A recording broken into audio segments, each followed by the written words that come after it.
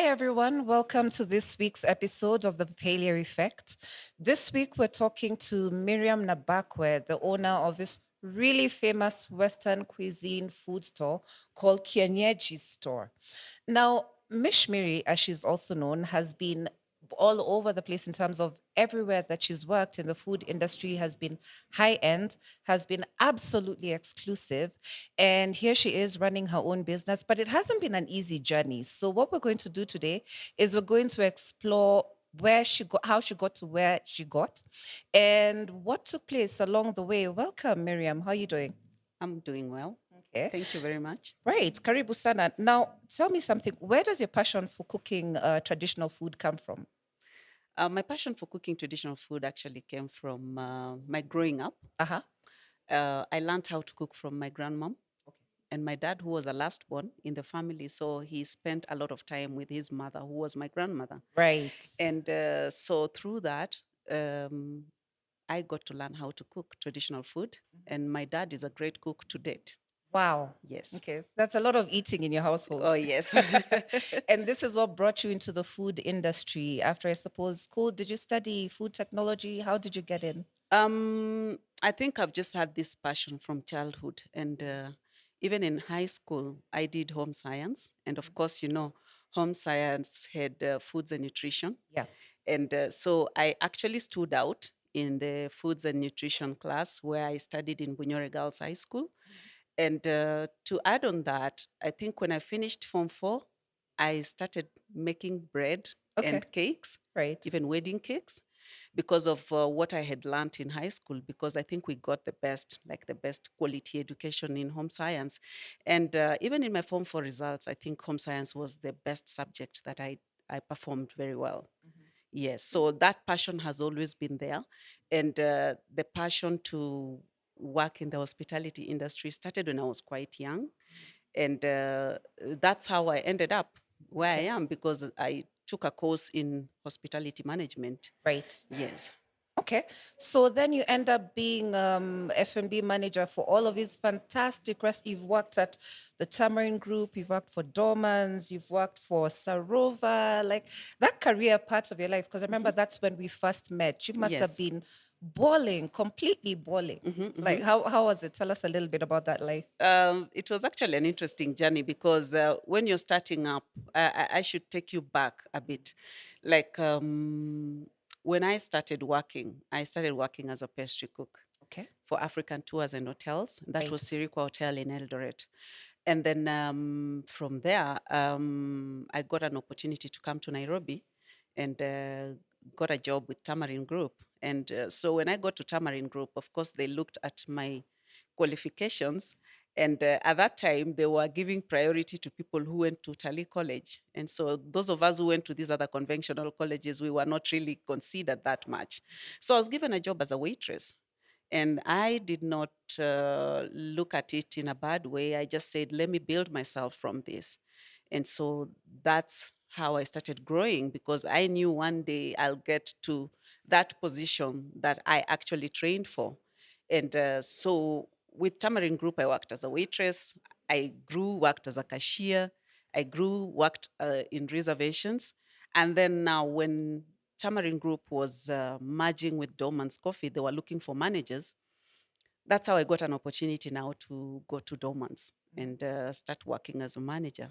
Okay. And I think that is when now I was like operating in my purpose. I had actually gotten what I really wanted in the career.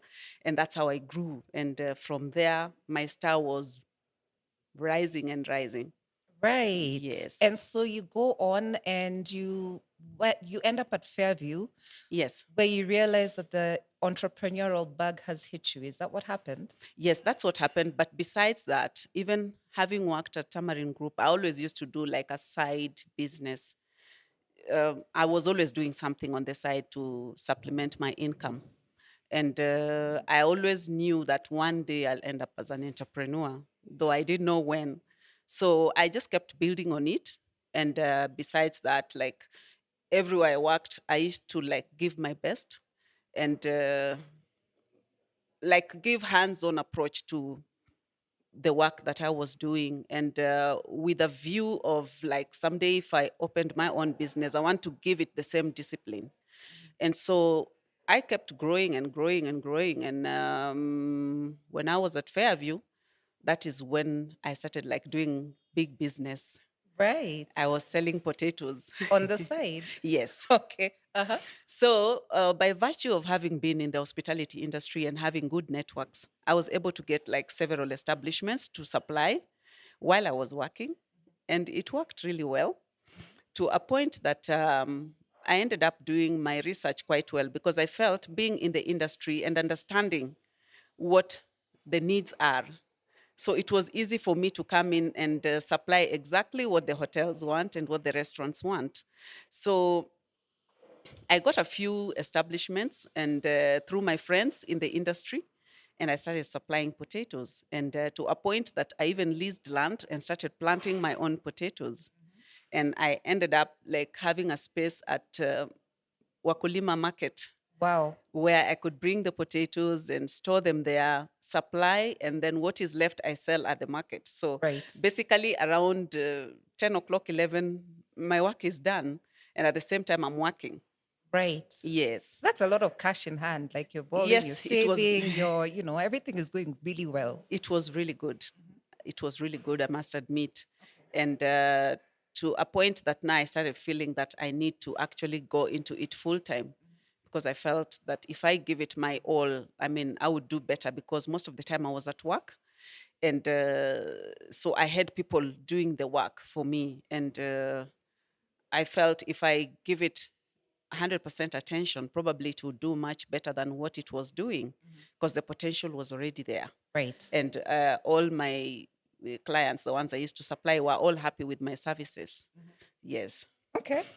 So then, what happens? How do you transition? So now, how I transitioned when I was working at Fairview, I decided to take leave. And everywhere I worked, I always used to make sure I mentor my juniors so that even in my absence, work will still go on. So I took leave and decided to go and try and see what I could do.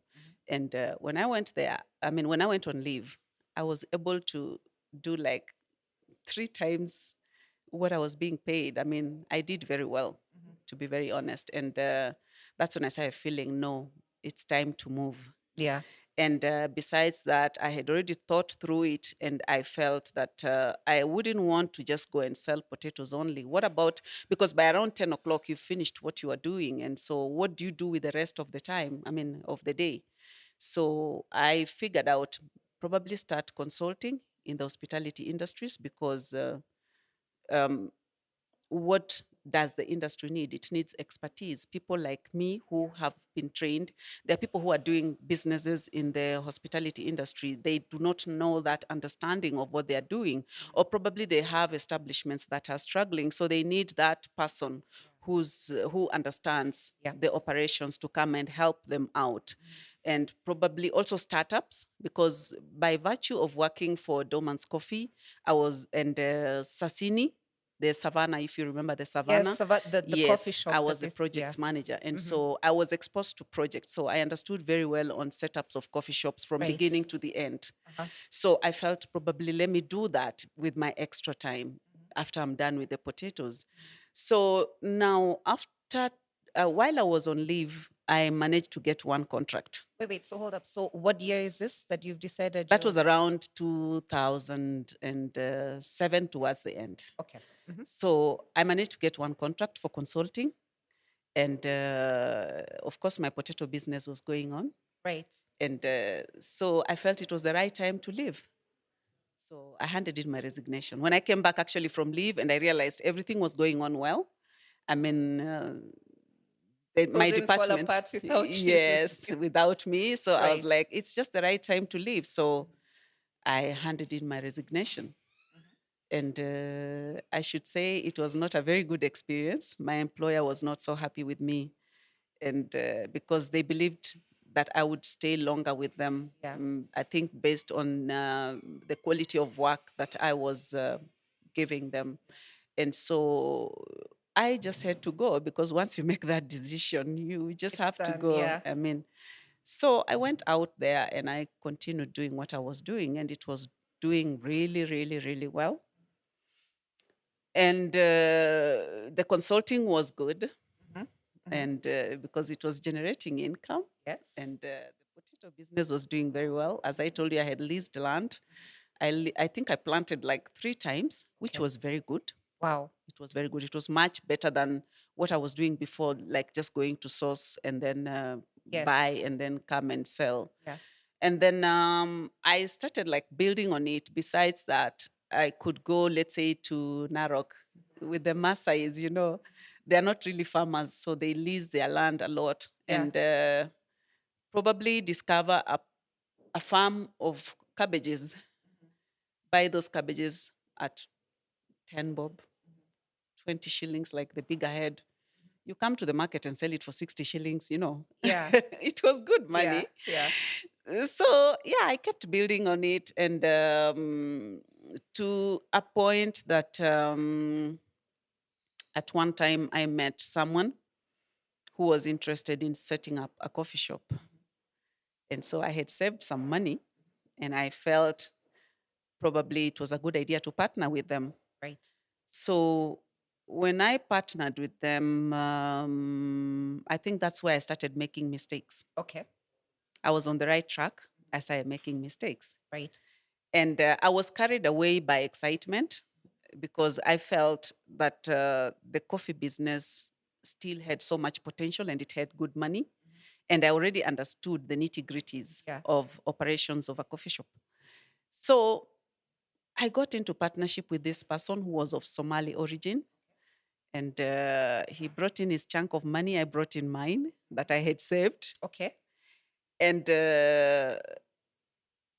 when he brought his money, he went back. He used to live outside the country. So he went back. So I did all the work, identifying a space, getting a designer, putting things together. And by that time, I have not even registered a company. You've just taken how much money is this that you've put I put this in 2.8 million. into an entity that doesn't exist on paper? Yes. Okay.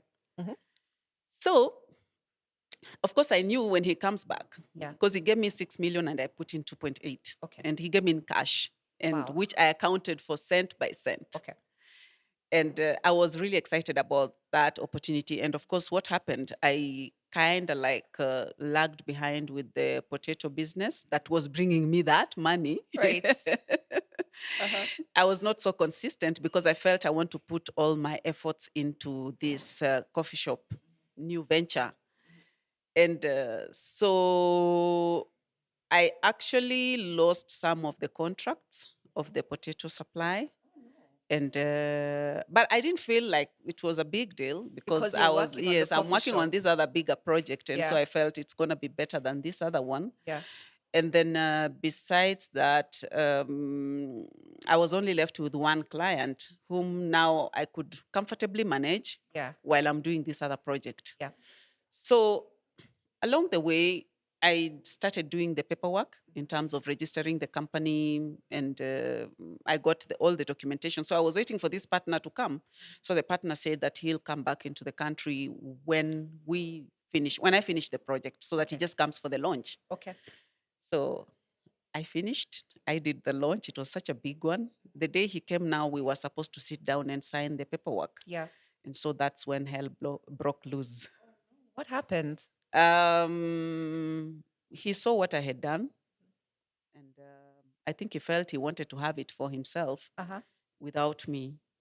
Oh. And so he started giving those ideas of, like, probably let me just pay you as a consultant. I give you back your money and I pay you for what you did for me. And I run this with my wife. Okay. After all of the blood, sweat, and Yes, tears you put into the exactly. uh-huh. So he didn't sign the documentation. He said we have to change that so that he puts his wife there. Then he started giving a lot of excuses that didn't make sense. And so I felt so heartbroken because Yeah. I had put in my all, and it was very frustrating. It was a very long journey. And I think that's when I started going down, like things were not making sense. And Right. So okay, so at this point mhm, you you've lost a huge chunk of the potato business. Yes. You don't have a job. Mhm. And I'm assuming the consultancies that you were doing weren't coming in because you'd been busy Yes. building your Mhm. own business. Mhm. And did you have dependents, people that were depending on you for, family, that sort of thing? Yes, I did. I had my children, my 3 children. Right. No, actually, I had 2 children at that Okay. time. At that time, you had Yes, two I had two children. children. Yes. Okay. What age are they at? I assume school going Um, at can this I? point in time when all of this is happening. I think my daughter was. My daughter must have been around about to go to primary school, and my son was. No, my daughter was supposed to go to primary school, and my son was supposed to go to Form 1. All right. So fine. So now here you are, you're out of pocket 2.8 million. Mhm. Did he ever give it back to you, this gentleman? Now that's when now we started having a cat and mouse chase, and it went to a point whereby I had to involve the Sharia elders in the Islam Yeah. in their mosque, Yeah. in his mosque actually, and I had a group of guys who were trying to help me because now, of course, at that time I was consulting so many people to see how I could recover my money back because Yeah. I felt if I get my money back, then I would just pick myself up and do other things and Yeah. leave for him that Yeah. project. And so these guys, we sat with them severally, and I ended up wasting my time actually chasing for that money. Oh, I'm so sorry. And in the process of wasting so much time, I got so vulnerable Mhm. to a point whereby I even got into a relationship, Okay. like someone who came with an idea of helping me recover my money. Right. So And a debt so, collector. yes, Yeah. no, not a debt collector as such, just someone who felt they could help me. And one thing led to the other. Mhm. I got pregnant. Okay. Mhm. And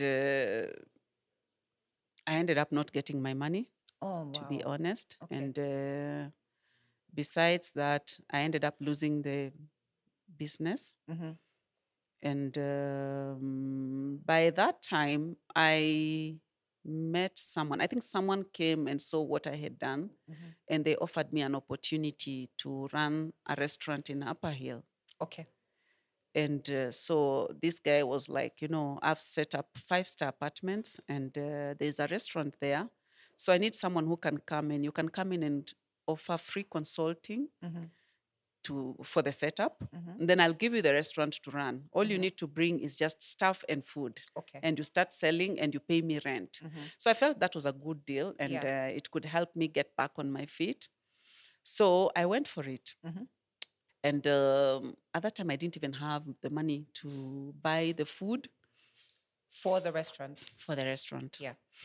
So I reached out to a friend whom I showed the business, and he actually lent me like 250K. Okay. Yeah, and it was like, okay, you can be paying slowly by slowly as you get back on your feet. You'll advise me when you can do that. So I went to Upper Hill. I started running the restaurant. Now, remember, I was pregnant. Yes. Yes. Yes. Of course. And being pregnant at that age was not so easy. I think I was around 38 years. Uh huh. Yeah, it wasn't that easy. And I think I was also going through depression Yeah. because of that other experience of the money I lost. Yeah. And but I tried my level best to run that restaurant well. Mhm. And in the process, I managed to acquire like 2 good tenders to supply food in Upper Hill area. Mhm. So when I was around 9 months pregnant, things just couldn't work. Yeah.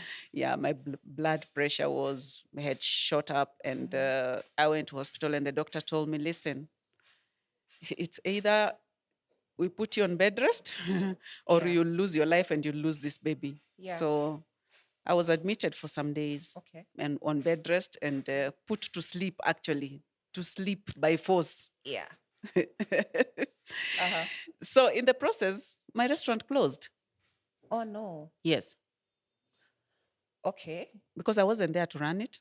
Right. And the staff that I had, I didn't I didn't have anyone, responsible to Mm-hmm. take the business or to handle the business Mm-hmm. well. And so I remember my mom had to come from the village to come and help do that. And Right. so I closed, removed all my food. The landlord was very understanding. Yeah. So he said, it's fine. He said he'll take over. Mm-hmm. So they handed over everything, and Mm-hmm. I pulled out my food and drinks. And yeah, Mm-hmm. I had to Okay. go home and stay at home for like 3 months, Okay. shut out of all social media, the phone, no Mm-hmm. communication until I got the baby. Okay. Yes. Okay. So once again, now you've got three children, Hmm. including a newborn, Yes. and no income. Hmm. How did you how did you get to this point where we're actually talking today? What happened next? Oh, it was um, it was tough. Yeah. It was tough. I think I was depending mostly on my parents Uh-huh. to support and a few friends here and there. Mm-hmm. And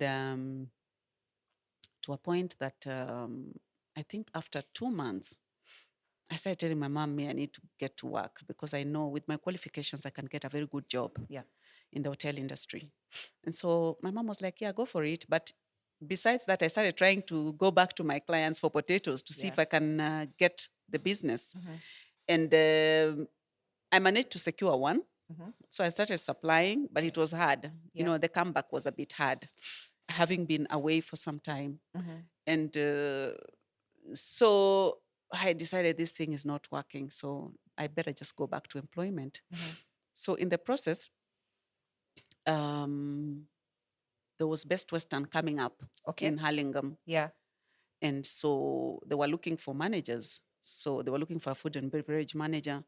And so I sent them my CV. Mm-hmm. And luckily enough, I was shortlisted for an interview and I passed. Right. So I got the job and it was good, though the salary was not as per what I was getting way back in 2007. Yeah. So what I can say, that comeback was not an easy one. Mm-hmm. And I started feeling like, I'm not getting what I deserve. Though I have no choice, I need to do something to feed the kids and to Yeah. take care of the kids and take care of myself and to also. And is Mr. Man involved at this point in time? No, Okay.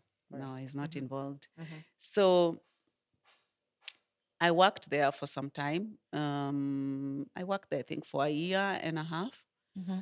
And it was really hard because having been independent and doing your own business, then you go back to employment, it's not so easy. Yes. You've been your own boss for the longest time. Yeah. So now you go back to an environment whereby you have to work according to rules again and Mm-hmm. all. It wasn't that easy for me. Yeah.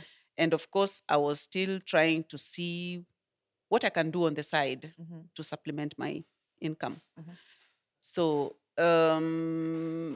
after working there, I think I started like job hopping, Yeah. because you're looking for better, Yes. better money. Yeah. So sometimes I could tell myself, let me just work and save and see if I can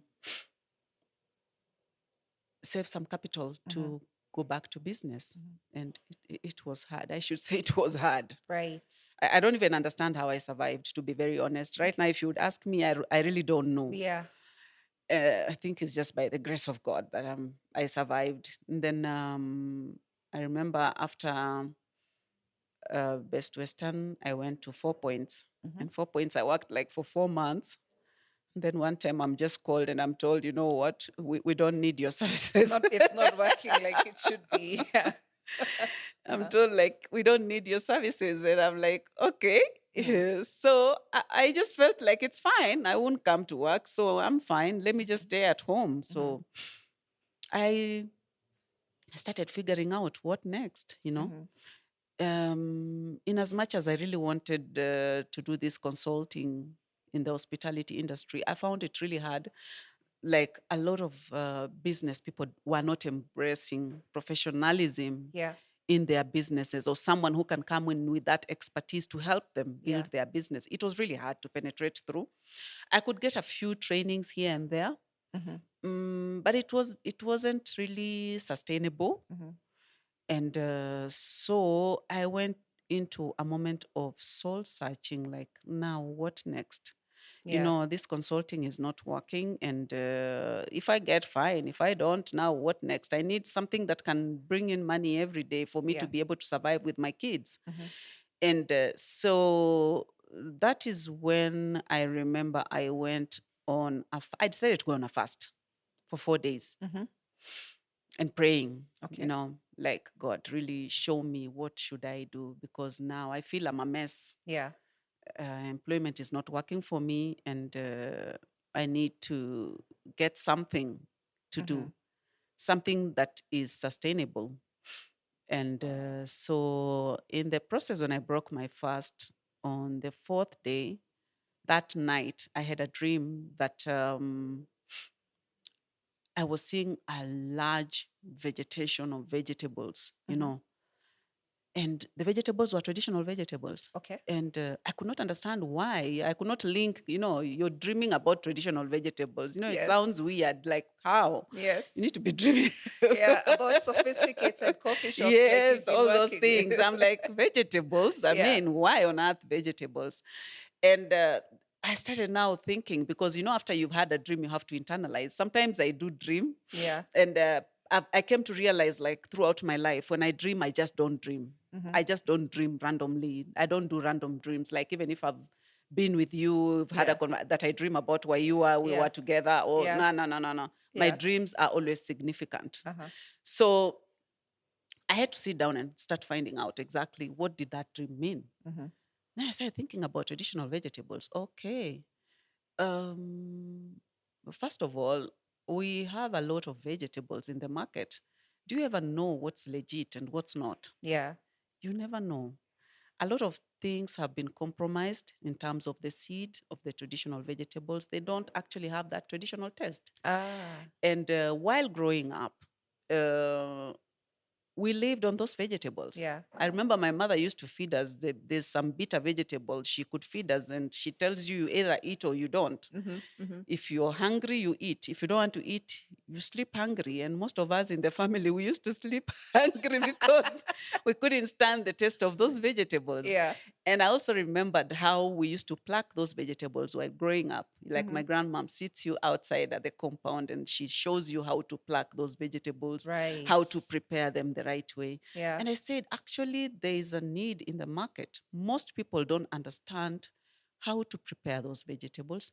They don't have time to even prepare those vegetables. Mm-hmm. And even sourcing for them, Mm-hmm. do they really know what's legit and what's not? Yeah. So I said to myself, why don't I start doing that? Mm-hmm. Like, I come in and offer that convenience to Mm-hmm. people, Mm-hmm. like, source for those vegetables, make sure they are from legit farms. Mm-hmm.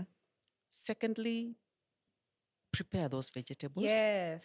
And then Correctly. thirdly, do the Yeah. initial cooking of those vegetables for the people. Yeah. So in your busy schedule, let's say you even have a house help, your house help is very busy doing other chores. Mm-hmm. There's no time. Mm-hmm. And so why don't I offer that solution to families whereby they are always enjoying a healthy meal at the end of the day Mm-hmm. because of me, courtesy of me. Yeah. So I talked to a few friends and I told them, I have this brilliant idea I want to start. So what do you think? They're like, that sounds interesting. Why don't you start? Mm-hmm. Then we'll promote you. Mm-hmm. So I started small. I remember I didn't even have a big freezer because, of course, those vegetables have to be frozen. Yeah. So I started small, and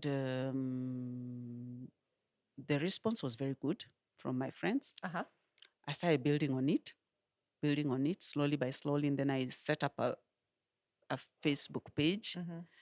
And when I set up the Facebook page, people started knowing about me, though it was really hard to penetrate into the market, Yeah. to make people understand exactly what concept this is. Yeah. And so some days I could make like nothing, Mm-hmm. others I could sell, and Mm-hmm. purely from my friends. Mm-hmm. And then at one point, one media house spotted me. It was a print media. Yeah. And they did my story Mm-hmm. when I had just started. They were Yeah. like, this is such a brilliant idea. We need to tell your story out there. Mm-hmm. And so that is when I started having a bit of business Right.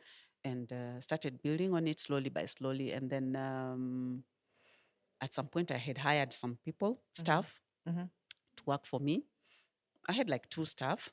And where is this? Where exactly are you positioning this place? Because I assume you don't have a commercial kitchen. So where were you doing your cooking? I was just doing it from home. Okay, so you're home in. Yes, in Hurlingham. Okay, And right. I had a good, I mean, I had a good house with a compound, Yeah. so I could use my veranda for plucking vegetables. Yeah. Get the mamas to come Okay. pluck vegetables from the veranda. Mm-hmm. The back area for cooking. Yeah.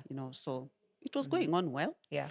And though I was a bit limited in terms of space, Yeah. like the freezer was very small. I had Yeah. a fridge that had a freezer. It was very small. Yeah. So, and then I started like taking orders, like weekly orders from customers and all. That was around 2013. Mm-hmm. So around 2014, I received a phone call. Mm-hmm. I remember I had gone to the gym because I like working out also. Yes. Yes. So while at the gym, I received a phone call from a new company that had just established itself in Nairobi, and they were looking for what we call a district manager. Okay. A district manager was supposed to be in charge of the first 8 stores in the country. Also, we're talking about an international franchise. Yes, an international franchise. Okay. Actually, one of the best American franchises. Wow. Yes. Mm-hmm. So I was like, wow. Mm-hmm. And the salary was good. Amen and hallelujah. Okay. So things are picking up again. Yes. Yeah. So I was like, wow, that salary is so good. Even if I worked so hard in this vegetable business, Yeah.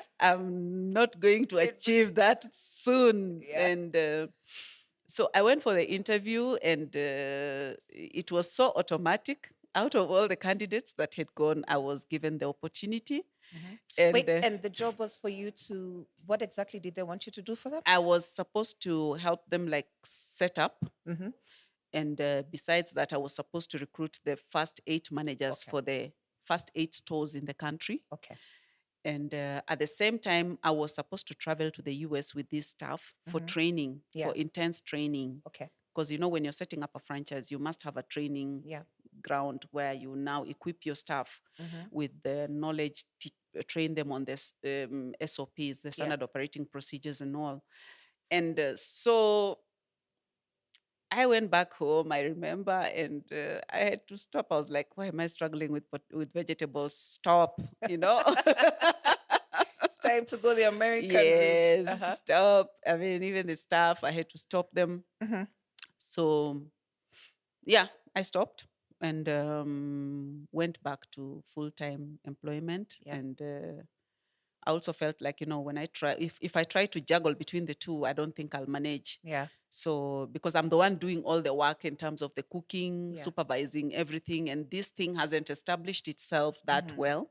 So we might start having a lot of issues, especially with the quality of the product. So I went and gave my 100% attention to that job. And of course, it reached time. We went to Florida.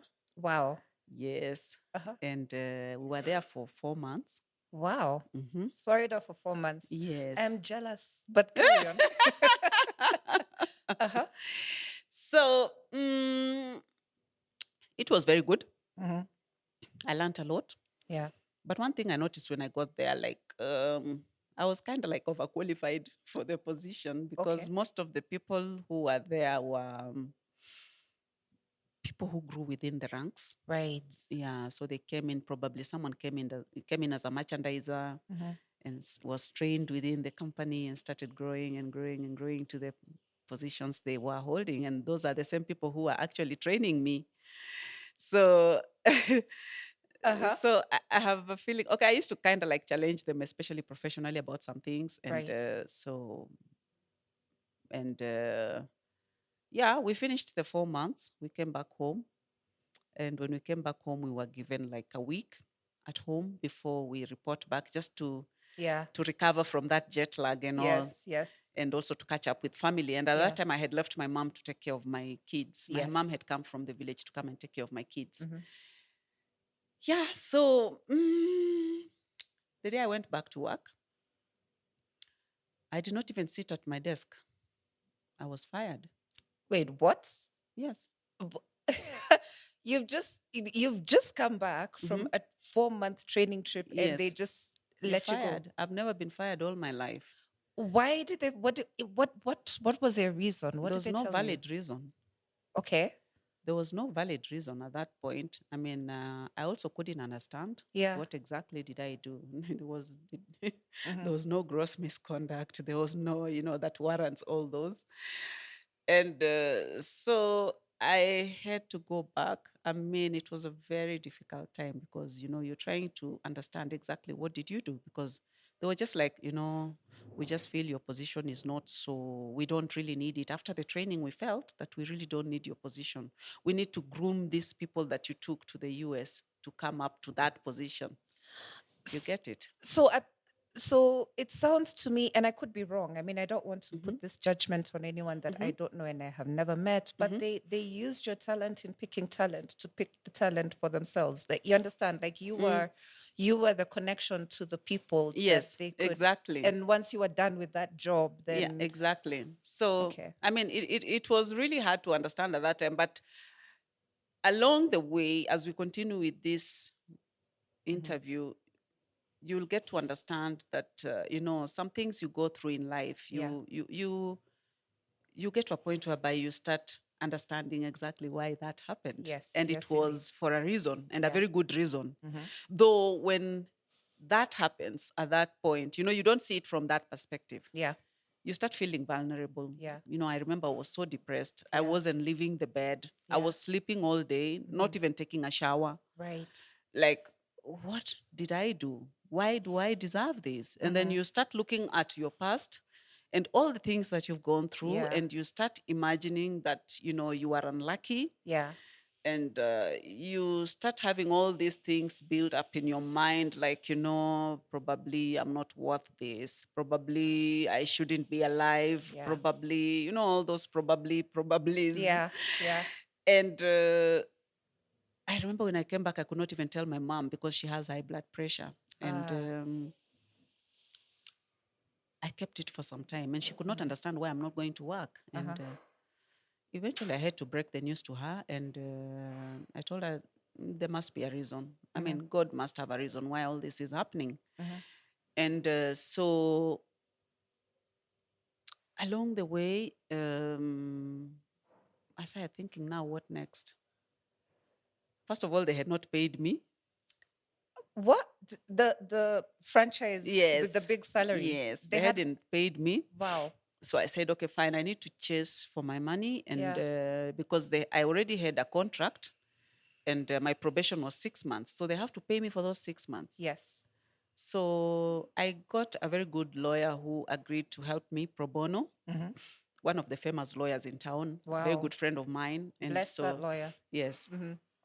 so he helped me pro bono and sent them a demand letter for Mm-hmm. them to pay me. So they paid me actually for all the 6 months. Wow. Okay.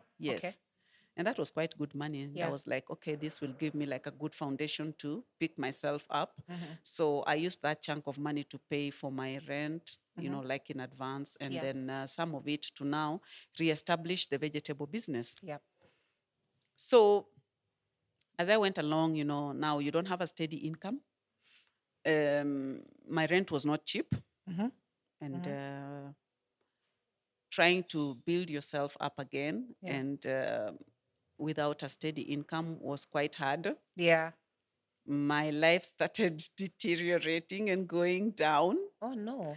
and to a point that I missed paying my rent for enough months, like 4 months. Wow.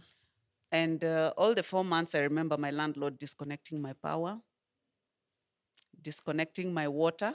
Oh, So trying how? trying to get you out. Yes, trying to get you out. And Yeah. so how do you do business now? You don't have power. How do you freeze your vegetables? Yeah. You don't have water. How do Yeah. you? I remember I used to buy water, and buying water, sometimes they could even stop the truck from coming to my compound. Oh yes, because yeah. They just want you out, Yeah. But I couldn't understand why, because I had lived there for a very long time, and Mm-hmm. I always used to pay my rent like upfront. Yeah. But at the end of the day, later on you come to discover, they're also just in business. They need their Yes. money. If you can't afford it, move out and look for affordable accommodation where Yeah. you don't have to stay there. Mm-hmm. So I continued like struggling, and I remember my son was out of school Mm-hmm. for 4 months. Okay. I couldn't afford even school fees, Wow. and he became a ridicule to the other kids in the compound because now he's at home and they are going to school. They're like, "Why are you not going to school?" And then he comes, he's really frustrated. He's like, "Mom, why am I not going to school?" Mm. And my daughter was in high school at that time. She was in Form 4. Mm-hmm. My elder son, I think through my frustrations, also just started having his own issues also. Right. And so it was, I think, part of the worst time of my life. Wow. Because everything And has compounded and yes, landed at the same yes. time. Yeah. And then for some reason, luckily enough, I got like 3 consulting jobs. Mm-hmm. They all came at once, like Wow. simultaneously, 3 of them. Out of the blue. Like, Yes, out of the blues through referrals. wow. And 2 were foreigners, 1 was a local. Mm-hmm. And we were heading towards the election period. Mm-hmm. So I got all excited. I went to my landlord and I was like, "Look, I have these 3 contracts. Yeah. And so money will be coming in, so you don't have to worry about me. Yeah. Once the money comes, I'll pay my rent and plus upfront because this is a lot of money." It was Yeah. good money. It was going to be very good money Yeah. in tune of millions. Okay. And so uh, along the way, when we were nearing the election time, 2 of the clients like canceled the contracts Oh, and they no. left the country. Uh-huh. And there's nothing I could do. So Yeah. I was like, the only hope I have is this local one. Mm-hmm. So the local one was actually supposed to give me a down payment. Mm-hmm. And the day he was to give me a down payment, I think after we had just visited his site, so he dropped me home and he was supposed to put in a check the following day. So when I wake up in the morning, I find this long email that he has sent. But Ah. because of uncertainty and all those reasons, I decided we just hold a little, we see how things go, because I'm feeling if I invest in this and then things go south during the elections, I might not be able to pick myself up. So you just be patient, we'll get back to you. I was like, now I'm done. I'm ready for anything. My goodness. I.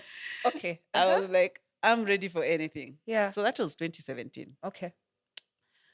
So, um, because I had already talked to the landlord, and actually there were landlord agents, so they were expecting me to put in some money, Yeah.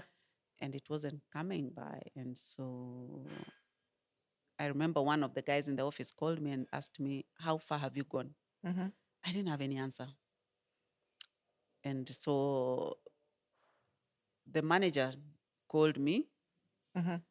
and told me, "Come to the office, we need to discuss." So when I went to the office, she welcomed me well and she talked to me nicely and told me, "Listen, I think things are not going on well for you. We've tried to frustrate you so that you Yeah. can Yeah. give us some money. It's not happening, and we do understand. Yeah. So, what we need you to do on Saturday, we need you to just hand over the house to us. We get another tenant. Mm-hmm. Look for alternative accommodation. We will allow you to take your things, and then you come.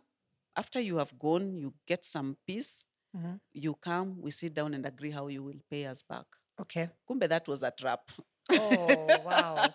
That was a trap. Uh-huh.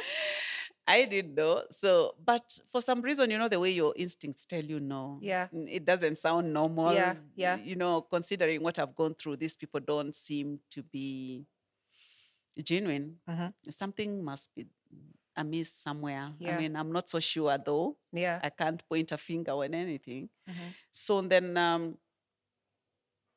I decided to take my son, the small one, to my sister's place because her son was they're almost age mates, so that Okay. he can just be away from that Yeah. environment for some time. Of course, my daughter was in school, so I was with the big boy, Yeah. and the big boy was he was doing a course, Mm-hmm. so he was always away like during the day. Right. So I remained. That Saturday came, and my son was away. And then in Mm-hmm. the morning, of course, now I was waiting for the agents to come and Yeah. look at the house, inspect the house, and Yes. allow me to go. Yes. So when they came, I saw them coming with some strange people. And these two strange people, one of them just came in and I saw him pick the keys from the door. And I realized, okay, Nikubaya. Nikubaya. Oh gosh. Uh-huh. And when I was still trying to come to terms with the reality, this lady comes to me and tells me, we are the auctioneers. I don't know from what and what. And so Oh no. we have come to Yeah. pick stuff to recover money for the landlord. I was like, take. Okay. Yeah, I was tired. Yeah. I was like, so what are you taking? So they said, we are only allowed to pick stuff from the living room and the kitchen. Okay. I told them, take. Mm-hmm. So shortly, I saw a truck come in, Mm-hmm. and there were guys who had come, I think handmen, so they were helping them pick stuff and take. Right. And I remember I was even asking them, do you even want to take beds and everything? Take everything. Even my Fagia. clothes. Go. Fagia yote, Like you're just tired, Yeah. Yeah. You just want to have your peace. Mhm. And so they took what they took, almost everything, left the Oh. house clean. Oh. They took plus curtains, What? Yeah. And so I was left there, I think, with stuff in the bedrooms. That's the beds and clothes. That's it. All electronics gone. Everything gone. Oh my gosh. Everything gone. And after that, I called my sister and I told her, listen, they've taken everything. I need temporary accommodation. And now that my son is already at your place, I want us to just come there for some time as I figure out what next. She was like, fine. So my sister lived in Kawangware. So we moved from Hurlingham to Kawangware. Wow. And Okay. yeah, and I think I've never had so much peace like when I did that, when I moved there. The burdens of your old life have gone with the auctioneers. All gone. Now it's starting I again. remember one of the auctioneers was like, hey, Ati, let's take your number. We will steal the items and give you from the store. I was like, no, just take them. Yeah. Take them. I don't need them. I'll get new ones, So at that point, we went to Kawangware. I slept. Yeah. Oh, I slept so well. Yeah. I was so peaceful. I mean, no burdens, nobody coming to chase after you for this or the other. Let me just relax. So my sister's house was not so big. It was like a 2-bedroomed house, and we all squeezed in there. It was fine. The kids were happy. My son was happy. He's mingling with his cousin, like nothing happened. He could not understand why we are there. It was like we've just gone to visit. So we are having a sleepover that took longer, So, yeah, I think I rested for like a full week. Wow. Yes. Sounds well deserved because you've been through years of turmoil. Yeah. Yes. So a full week. It was during that election time. I think we went through elections and then we went through elections again. Yeah. Yeah. So after 1 week, I was like, so what next? Kienyeji has to wake up. Okay. So how will it wake up? And interestingly, I'm very vocal on social media. I had talked to people. I like talking about my story. This is what has happened to me, this and that.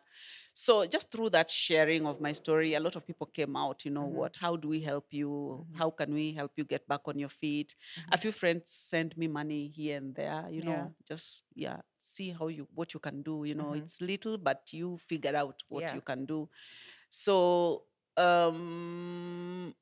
along the way, my mom called me and I told her, listen, I want to wake Kienyeji's up and I am not going back to employment no matter what. I want to try and give this 100% focus because along the way, I have learned a lot of lessons. I have failed so many times.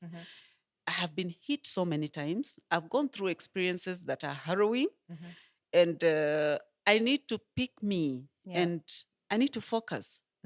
I think I've been jumping all over the place, Mhm. and I've not been able to like see the fruition of something that I'm starting. Mhm. And I have learned a lot of lessons. Mhm. And since this idea, I feel it was divine sent. And I'm walking away from my purpose. I've been walking away from my purpose. I've not been obedient. Mhm. I need to pick me, and I need to be obedient. And I need to give myself 100% focus. Yeah. So she asked me, "So what can I do for you?" I told her, "Send me a sack of vegetables. Let me start from there." Mhm. And that time, my sister has a very small fridge and like a small freezer. Yeah. So I'm like, "No, I'll start from here. I really don't care." I mean, because now I don't have that burden of struggling to pay a lot of rent, Mhm. struggling to figure out this or that. And life in Kawangware was very reasonable, manageable. Mhm. And besides that, it was also very easy because the house had a very good veranda. Yeah. So all I needed was to get a few mamas. And you see now in Kawangware, there are so many, Yes. and they do understand that kind of work. Yeah. So it was so easy for me to like guide them and show them exactly what I want. Mhm. So, and it was easy to get cheap labor Mhm. available. Mhm. And so I started small, Okay. and I started building myself up again. I started going back to social media. I remember I even went to church. The time I went to church for counseling, Mhm. and the pastor told me, "You know what? The church has that fund that they called relief. Okay. We can give you, just ask for whatever amount you want." Yeah. I told him, "No, I don't need that. I don't need that. I still have my brain intact. Mhm. I have my hands. I can work." Yeah. And a few friends came together. They were like, "Okay, so what do you want us to do for you?" I said, "All you need to do for me, just buy me a small freezer." Yeah. And so I remember they raised around 36,000. Mhm. So I bought a small chest freezer. Mhm. And that was the beginning of me picking myself up Right. and being able to freeze my vegetables Mhm. properly, and going back to social media to market my food. Uh-huh. And so along the way, I think I was, because elections were in August. Mhm. So September, October, I was still in my sister's house. Mhm. So in November, I remember I used to do some training work in Tanzania. Mhm. I received like a random phone call, like, "We need you to come and train." Mhm. And so I was like, "Now, do I take this?" I had vowed that I'm not going back to this kind Yeah. of things because they actually distract me and they Yeah. deviate me from what I'm doing. And Mhm. so I end up getting messed up. So Mhm. I was like, should I really go? Should I? So I had actually taught two of the mamas they work well. So I was like, if I leave them, I think they can push this. Yeah. So the only issue would have been probably just the customer service and handling the phones. And Yes. because I was doing it myself, Yes. I was also handling social media myself Okay. and marketing myself, Yeah. ordering the produce because most of my vegetables come from the village so Okay. that you're just guaranteed of that authenticity. Mhm. So I said, okay, that I can remotely do, Mhm. from where I am, and Mhm. just make sure I guide them wherever they are and make sure things are going on right. Yeah. So I went to Tanzania actually for 2 weeks. And Mhm. that training job used to be a very good one because every day I used to be paid like 30,000. Wow. Yes. So I Mhm. was like, that will be good money to help me like add on to what I have and, Yeah. establish myself properly. Mhm. So I went to Tanzania, but I'm telling you, it was tough because in the midst of training, you're getting phone calls, messages on WhatsApp. Oh, what do we do? How do we do this? And I Mhm. was like, Mm-mm-mm-mm-mm. Yeah. This is the last one I'm doing. I'm never going back again. Mhm. So I got the money when I came back, and above my sister's house was a vacant house Okay. that the landlord used to use as an office. Mhm. And so I just approached them randomly and I was like, that house you're using as an office, why don't you give it to me? Mhm. And he said, are you serious? I said, yes. And then he's like, okay, let me go talk to my wife. So when he talked to his wife agreed to give me that house. Mhm. So I had money. So I paid in a deposit plus rent and I moved to that house. Okay. So I moved to that house with nothing, like only beds and clothes. Okay. Uh-huh. And plus my chest freezer that my friends bought me. That is something actually, but yes. Yes, Uh-huh. and there was no TV, so my Yeah. son could ask. So I'm using my laptop, Yeah. Citizen TV, Yeah. YouTube. Yeah. I Yeah. fixed the internet, so Uh-huh. yeah, we can still Mm-hmm. watch TV. No seats, Yeah. just an empty house, a Uh-huh. shell, Mm-hmm. and so I decided, okay, this living room is going to be the working area. Okay. I'm not in a hurry to buy seats, so I got a few plastic seats just for the mamas to sit on them. Yeah. So they could come in the morning, they sit in the living room, do the work, we finish, do the vegetables. I'm the one doing the marketing, I'm the Mm-hmm. one doing the social media and all. So, yeah, through that, for some reason, NTV spotted me Yeah. online and they reached out and asked if they could air my story Mm-hmm. of what I'm doing because they feel it was a very unique idea. Mm-hmm. So they came, they did the shoot from that house, Mm-hmm. and that's when a lot of people started now knowing me Right. and what I'm doing. Uh-huh. And I'll be very honest. Every time I slept, I used to tell myself, listen, you are not going back where you came from. Yeah. Yeah. You're not going back where you came from. Mm-hmm. If you didn't learn the lessons, you'd be a fool to go back there again. Mm-hmm. So I kept pushing and pushing. Every day, my mind is alert Yeah. because I'm at peace. So I'm able to think through things Mm-hmm. better, soberly, Mm-hmm. without worrying about this or about that. Yeah. And some days would really be a struggle because you don't make any sale. Yeah. Yeah.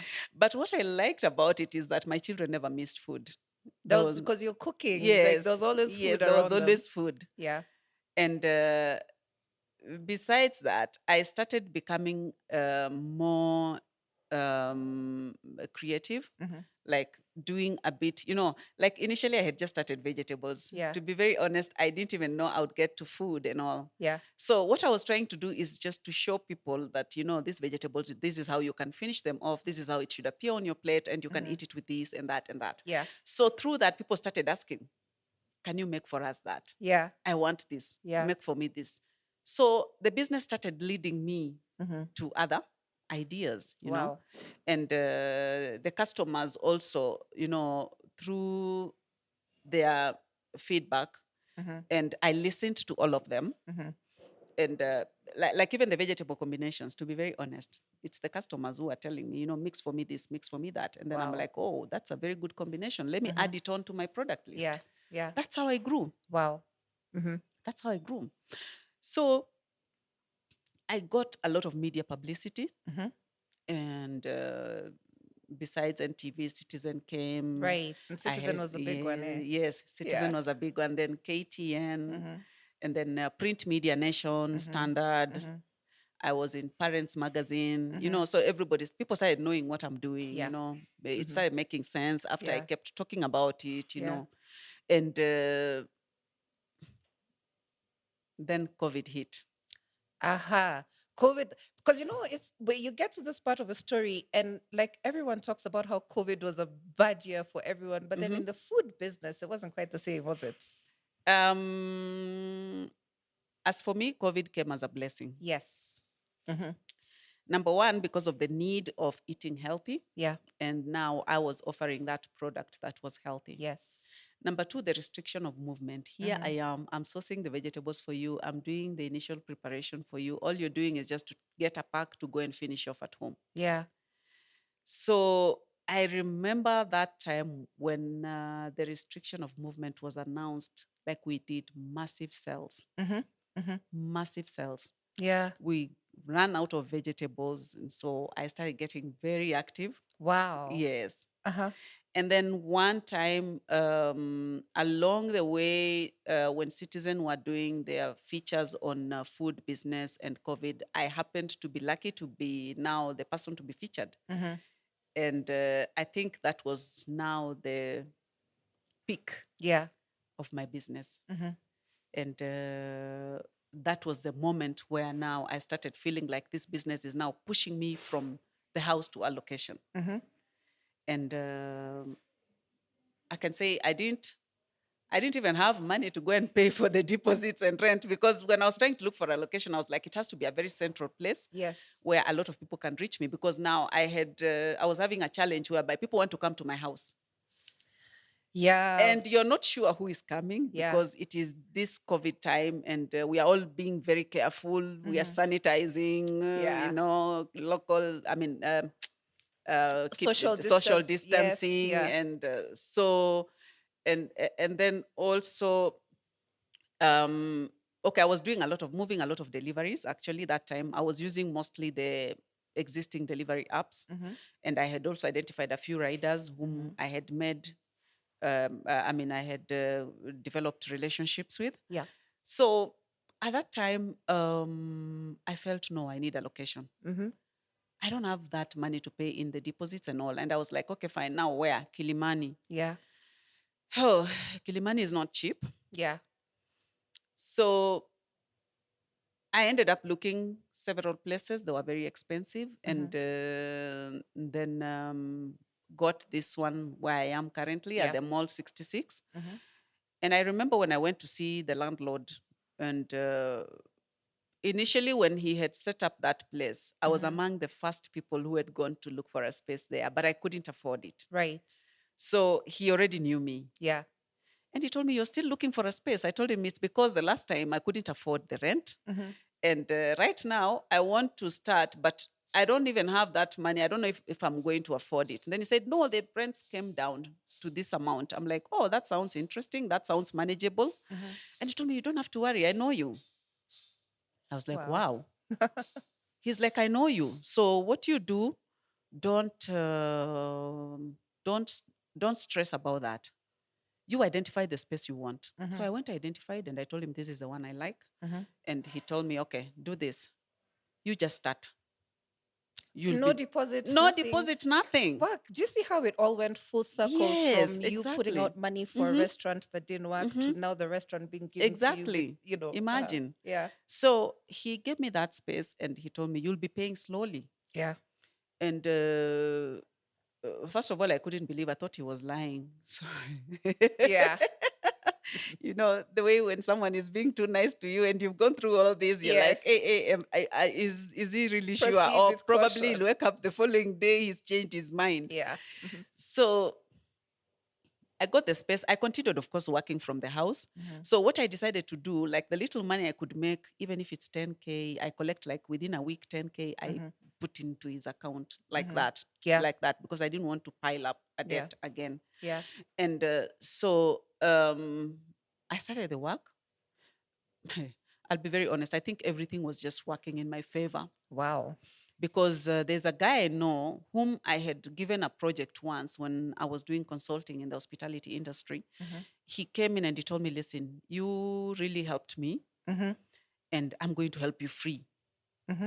So I'll give you all the fundis. Yeah. And to help you, I'll help you negotiate. Yeah. And so you just figure out how you'll do your thing. I'll show you where the warehouse, the hardwares are, where to get stuff. And that's how I started. Okay. Yes. Okay. All right. And so here you are, like you're doing well, everything is successful. At least it's growing. How are you feeling about your business? How are you feeling about Kienyeji's now? To be honest, I'm very happy. Okay. Because I should say now I'm operating in my purpose. Yeah. I love what I'm doing. I'm very passionate about what I'm doing. And I'm very happy because the focus paid off. Yeah. Yeah. It paid off. Uh-huh. And as I'm going along, I'm just seeing new doors opening and new opportunities opening. And I should say that I'm glad I learned the lessons. And one of the highlights is like when I went to the US and came back and I was fired, I came to realize that actually there was a good reason why I went there. I went to learn. Yes. Because the bigger picture of Kienyeji is to become a franchise. Okay. And here I am. I was Yeah. working for one of the best franchises in the world. Right. So whatever I learned, I should duplicate it in my own business. Yes. Yes. I needed that knowledge Yeah. to bring it to my own business. And that's exactly what I'm practicing. Okay. Yes, So that's what you meant when you said earlier on that everything in your life happens for a reason. exactly. So what else? I mean, all of these things being auctions, being everything. What do you think the ultimate reason for those was? Like, where was it headed when you look at it in hindsight now? Okay, when I look at it, it was, I should say Mm-hmm. it was a process of learning lessons. Okay. And when you're learning lessons, you need to be very positive Yeah. about everything. Besides that, when the occurrences happen, you never see it from that perspective. Yeah. You'll, of course, see it differently and look at yourself like, you're unlucky and all. You'll get depressed. You'll start imagining all these things Yeah. like, the devil is at work. Yes. Yes. Yes. Yeah. Yeah. Mm-hmm. Sometimes the devil is never at work. It's just our bad choices. Yes. And so I should say it was a process of learning. Mm-hmm. And I had to get to that point of being broken to nothing Okay. so that I could get back to my senses and Mm-hmm. pick myself up and, start operating the right way Mm-hmm. and start doing things the right way. Okay. Yes. Right. Because they do say when you've hit rock bottom, there really is no place to go but upwards. Exactly. And I guess for you, that was the day that the auctioneers came through and took Yes. everything that was your absolute where we're going from here, Mhm. except upwards. Mhm. Okay. Mhm. Now, I have a question about coping with the depression that Mhm. follows when you go through a series of failures and you truly feel hopeless because Mhm. you recovered, Mhm. but there's so many other people who stay exactly where they are because depression can feel like a thick fog Mhm. Mhm. that you don't know how to get out of. So, Mhm. what would you tell to an entrepreneur who's feeling, I can't shower, I can't brush my teeth, Mhm. I can't bother to get out of bed? What do you do to get yourself out of that and get yourself moving? First of all, is staying positive. Mhm. And staying positive, that doesn't come easy. I Mhm. mean, you need to reach a point whereby you realize, you know what, as long as you have your brains intact, you're Mhm. healthy, Mhm. you can still get up Right. and do something. Okay. And I had to reach to that point. Mhm. And of course, sometimes it's also good to be spiritual, to pray, Yeah. to seek God. Mhm. And along the way, I think there are also some interesting experiences whereby you're seeking God in the wrong places, Mhm. Mhm. wrong doctrines, Yeah. you get messed up. Yeah. So you need to find yourself as a person because you have got direct access to God and, tell him exactly what you want Mhm. and pray about it Yeah. and pick yourself up, hang around people who can help you. Mhm. I'll be very honest, even right now, as I'm doing what I'm doing, one of the things I've not mentioned is the fact that I have got experts who are working with me. I'm not Right. just doing it on my own because I Mhm. don't want to make mistakes again. Yeah. I made mistakes out of my own thoughts and making decisions on my own without seeking professional help. Mhm. And that is what I've been exercising all through. I have someone who's helping me professionally, Mhm. who used to be my senior. I Mhm. have a business consultant. So I don't make decisions blindly. Okay. And I'm finding it a little more, a lot better Mhm. and easier to maneuver things through. Mhm. And through that, I've been able to see good progress Right. with what I'm doing. Mhm. So you sometimes could find yourself down. Probably it's just bad choices you made, Yeah. wrong decisions, Mhm. uh, lack of discipline. Yeah. Discipline is very important. Yes. Lack of discipline, lack of focus. Mhm. Those are some of the key indicators of that. And so you need to try and eliminate them Mhm. and pick yourself up. Mhm. And I believe if you do so, the sky is the limit. You'll start seeing progress and Right. results in what you're doing. Yeah. Yes. Amen and hallelujah. Thank you. Now, do you have any final words of inspiration for entrepreneurs who feel like they're about to give up? Because I think one thing I've noticed about this journey for everyone is that Mhm. the first 6 months to a year are always beautiful because you've probably just left your job and you've pumped in savings and Mhm. you've talked to a couple of friends and they're Mhm. buying your items. And then after that, the suffering starts. Mhm. So, anyone who's in that phase two of that entrepreneurial journey, Mhm. what would you tell them Mhm. in order for them to, sort of get through it and get to the other side? Mhm. without feeling like they want to exit this planet and go to heaven to live with Jesus for the rest of their lives. So Mm. please let us know. Um, what I can say is number one, I will actually base this on my personal experiences.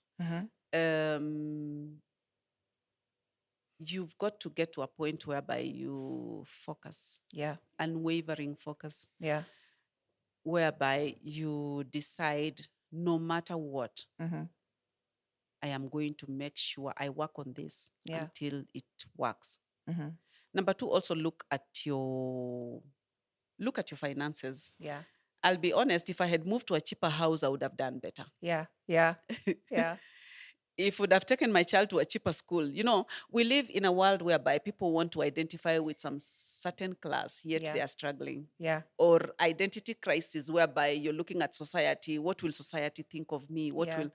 I never thought about that. I was like, okay, Halingam, beautiful house, 85,000. You downgrade to Kawangware. You're not a lesser person moving to Kawangware to start from there. Yes. Just live within your means. Yeah. And build yourself up. Because when you're trying to build a business, you need the money. Your spending cannot be so high, yet whatever is coming in is not Yeah. capable of even sustaining that business. And also, what I can say, I don't know what word, like Tama. Yeah. You want this, you want that. Yeah. I remember someone was asking me, you don't even have that Tama to get like a car and all that. Personally, I've driven cars, I've done everything. Yeah.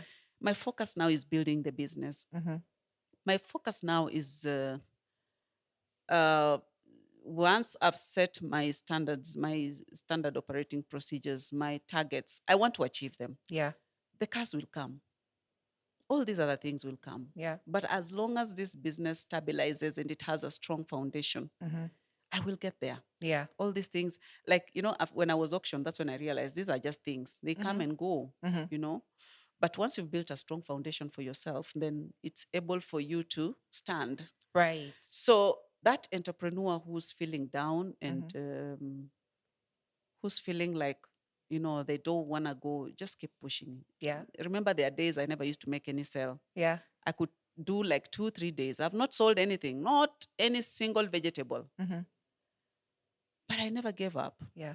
Because I had already made up my mind that I'm going to give this my all, and no matter what. And you see, it was manageable because now I was living in a house that I could afford. My child was going to a school that I could afford. Yeah. And so whether I don't make a sale 2 or 3 days, I'm still able to juggle between my life. And, I'm not going to get to a point whereby I'm down. Yeah. Mm. Yeah. So, and then another thing is, like, when it comes to focus, you find that sometimes we have people who are all over the place. You're doing thousands and thousands of things. I was one of them. You want to be here, you want to be there, you want to be there. Pick one thing that you will run with, because unless you give focus on one thing and see it come to fruition, you'll be all over the place, jumping all over. You can't, it's not easy Yeah. to actually clearly see where you're going and to clearly see, what you're doing and the results. Yeah. You've got to give one thing focus Right. and take it to the end. Okay. And eventually it pays off. Yeah. And then marketing yourself also out there. You need to talk about what you're doing. That's how people will get to know you. People will get to come and support you, support your business. And you should not be ashamed to talk about what you're doing. Yeah. Because how will people know that these are the services that you're offering? You need to be out there talking about it every day. And I think that is what has really helped me, and that has really helped my business grow, because I got to a point whereby I'm so shameless. I'll talk about my business. I'll talk about what I'm doing. I'm very proud about it. I'm passionate about it. Yeah. And so through that, people discover me and they give me business. Yes. Wow, what a story, Miriam. My Thank you. goodness. I have you had me wondering if there was any tissues close by at some point because the You are tears were just tearing. balancing over here. So I just want to say congratulations on successfully going through this up and down journey of yours and coming out the other side looking like such a champion. Thank you. Congratulations on Kienyeji's existence. This would be its third year of existence, right? This is the third year, So actually. congratulations on keeping your business going and on serving such delicious meals. Like if you haven't eaten a Kienyeji's meal, I don't know what you're waiting for. So if you want one, where can we find your food if we're looking for it? You said Mall 66? Yes, Kienyeji's is actually at on Ring Road, Kilimani. Yeah. Inside Mall 66, which is opposite Ad Life Plaza. Okay. All right. Just on the same side as Yaya Center. Okay. Yes. And if we want to reach you via social media, you've On got social your- media, on Facebook, we Yeah. are called Kienyeji's. Okay. And make sure it has the slogan, authentic traditional cooking. Right. And we are on Instagram, Kienyeji Store. And we are also on Twitter, Kienyeji_store. Okay. And then on Google, you'll also find us, Kienyeji Store. Okay. Yes, and we also have a website, www.kienyeji's.com. Okay. Yes. Excellent. Thank you. Thank you so much for your time and for such a fantastic story. Thank you. We will see you for lunch in a few minutes, I guess, at Yeah. Kienyeji's. And meanwhile, thank you, ladies and gentlemen, for spending time with us. We hope this interview has been of great value to you. See you next week for the next one.